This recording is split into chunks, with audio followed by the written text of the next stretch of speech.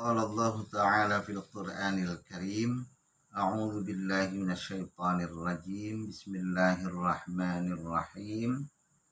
Utlu ma uhiya ilaika minal kitab wa aqimis sholata innas sholata tanha 'anil fahsya'i wal munkar wa lidzikrullahi akbar. Ya. Ini ayat ini menjelaskan tentang dua hal yang penting dalam hidup, dalam membentuk pribadi dan kepribadian kita sebagai umat Rasulullah Shallallahu Alaihi Wasallam. Ya, yang pertama, Allah memerintahkan utlu ma uhiya ilaika minal kitabi, bacalah apa yang telah diwahyukan kepadamu atau telah diwahyukan kepada Muhammad. Ya.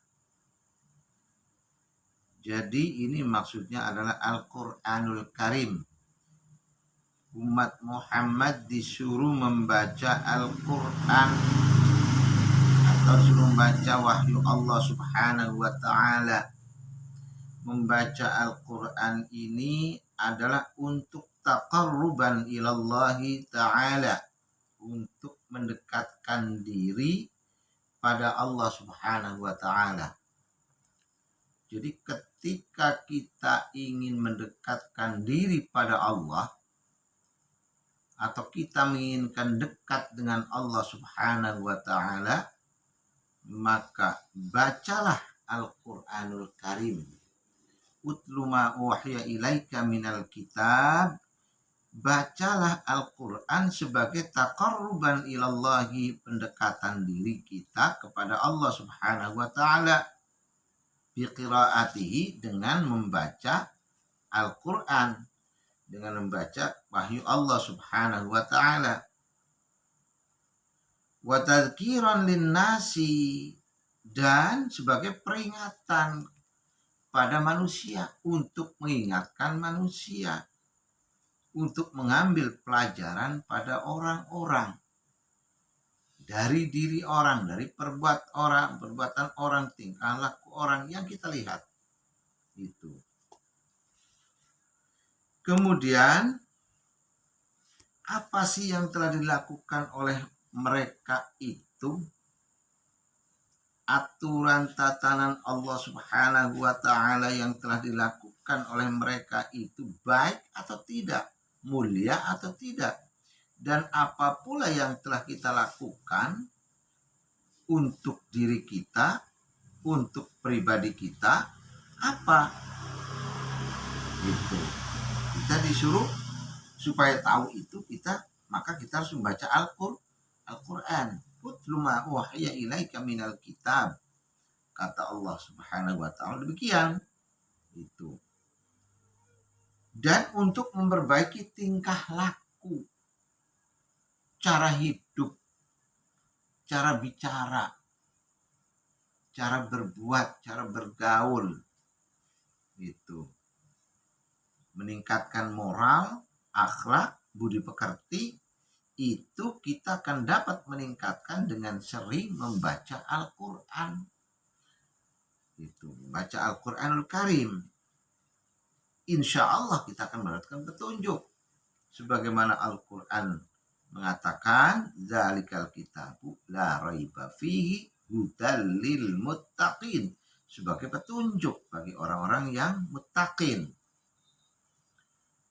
Wa aqimis sholata, dan yang kedua, aqimis sholata, dan kerjakanlah, dirikanlah sholat.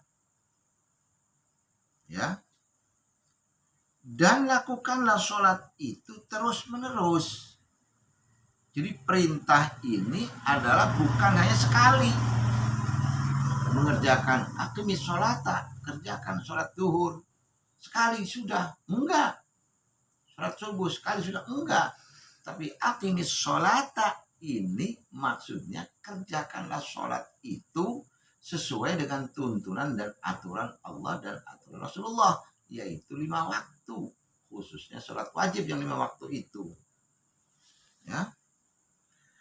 Wa aqimis sholata, maksudnya dawamus sholat, ibadah sholat yang telah ditentukan 5 waktu itu, sholat wajib khususnya. Inna sholata tanha 'anil fahsya'i wal munkar. Sesungguhnya ibadah sholat itu mencegah dari perbuatan yang keji dan mungkar.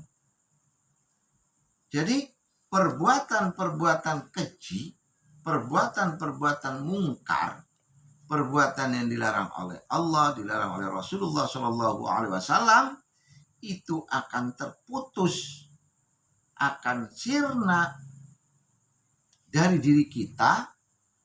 Perbuatan-perbuatan yang buruk, kebiasaan-kebiasaan yang buruk, ya, itu akan hilang, akan terhapus dengan kita melakukan ibadah sholat yang 5 waktu, sholat wajib. Apalagi apabila kita teruskan, kita tambah dengan sholat-sholat sunnah. Tanha 'anil fahsya'i wal munkar. Ya. Sholat, ibadah sholat juga itu akan menghilangkan sifat syirik. Syirik kepada Allah, menyebutkan Allah Subhanahu wa ta'ala, merasa angkuh, merasa lebih, merasa paling, ya, merasa paling bisa, paling mampu, paling berkuasa, gitu. Itu akan hilang. Sifat-sifat angkuh, sifat-sifat takabur itu akan terkikis dengan kita membaca Al-Quran dan juga dengan mendirikan ibadah sholat. Gitu. Kemudian fal abdu awwalu ma yashra'u fis sholati yaqulullahu akbar. Kemudian pada awal ketika kita mengerjakan ibadah sholat itu kita bertakbir, Allahu akbar. Takbir atau takbiratul ihram ketika kita awal membaca, mengucapkan kalimat setelah niat adalah takbir, Allahu Akbar. Ada ulama yang mengatakan bahwa niat sholat itu bersamaan ketika kita mengangkat tangan dan ketika kita membaca takbir. Jadi ketika lisan kita mengeluarkan kalimat Allahu Akbar, hati kita, ya, membaca, mengucapkan niat. Jadi bukan sebelum itu. Jadi ketika kita Allahu Akbar, itu hati kita meniat ibadah sholat, usolli fardhu bi arba'ati mustaqbilal qiblati adaan ma'mu'an lillahi ta'ala. Itu sambil takbir di dalam hati. Itu, ya. Nah, di sini dikatakan, dijelaskan, ya, ketika kita mengucapkan takbir Allahu Akbar, itu berarti kita itu menghilangkan sifat syirik, mengagungkan makhluk Allah. Itu kita hilangkan dengan mengucapkan takbir Allahu Akbar, berarti kita menghilangkan sifat syirik itu, ya. Kemudian tidak mungkin orang yang mengucapkan kalimat takbir dengan meyakini bahwa sesungguhnya yang maha agung itu Allah, tidak mungkin orang itu akan mengaku yang lain selain Allah itu akbar. Pasti dalam keyakinannya adalah asghar, lebih kecil, lebih hina. Yang akbar, a'wam, a'la adalah hanya Allah Subhanahu wa ta'ala. Itu, ya.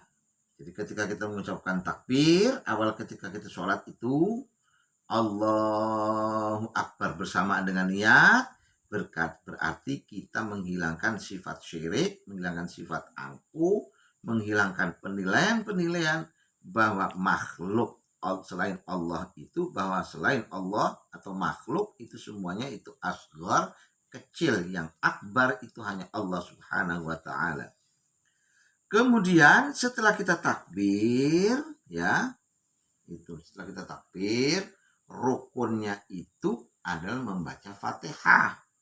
Tapi kita disunahkan, diperintahkan untuk membaca doa iftitah, ya. Yang Allahu akbar kabira walhamdulillah katsira subhanallah wa asila, itu kita disunatkan. Nah, ketika kita itu membaca surat, membaca surat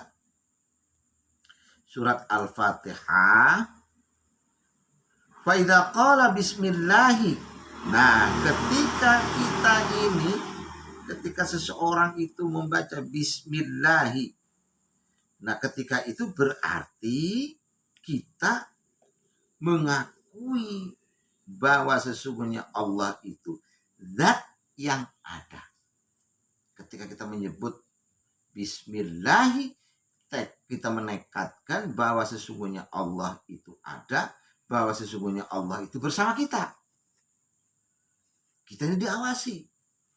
Makanya ada satu keterangan hadis Rasulullah, ya, anta'budallah ka'annaka tarahu, menyembah Gusti Allah seakan-akan kita melihat dia. Fa illam yakun tarahu, fa illam takun tarahu fa innahu yara.